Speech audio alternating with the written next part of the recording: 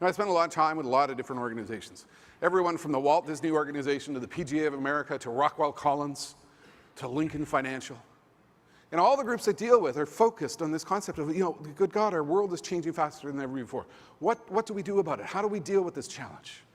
How do we deal with a world in which change is happening faster than ever before? And even NASA finds themselves in that situation.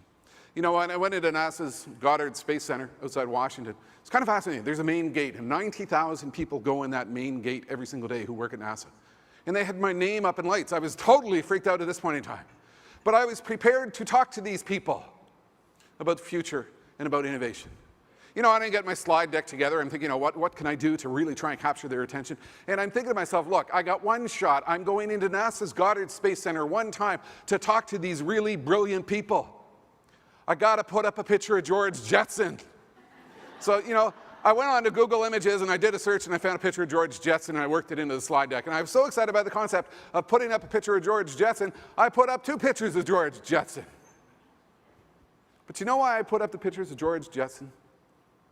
Because think about what George is doing in these pictures. George is talking to his boss through FaceTime. He's talking to his boss through Skype. He's reading his news from the internet. The point I was trying to make is we live in a world in which there's this marvelous thing called science fiction. People who imagine the future. But what we're discovering now is that the future of science fiction is becoming real faster than ever before.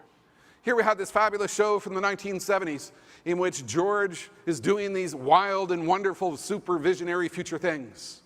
And all of a sudden we look at the context of our collaborative world today and it's real. So I go into NASA's Goddard Space Center and I'm thinking to myself, these are the folks who are dealing, with the Voyager spacecraft, which has left the solar system.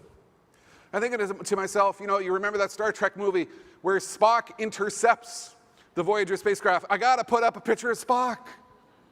I got one shot. I go on Google.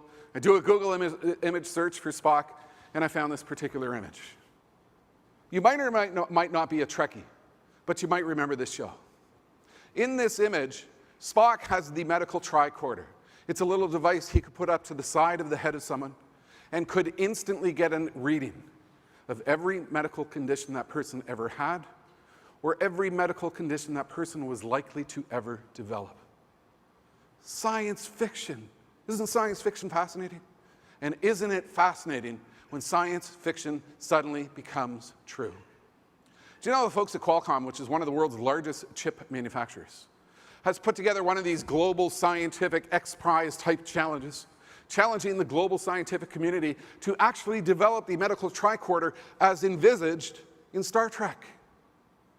And lo and behold, a group at NASA's JPL Jet Propulsion Laboratory out in the West Coast put together a team of 20 scientists to develop just such a device.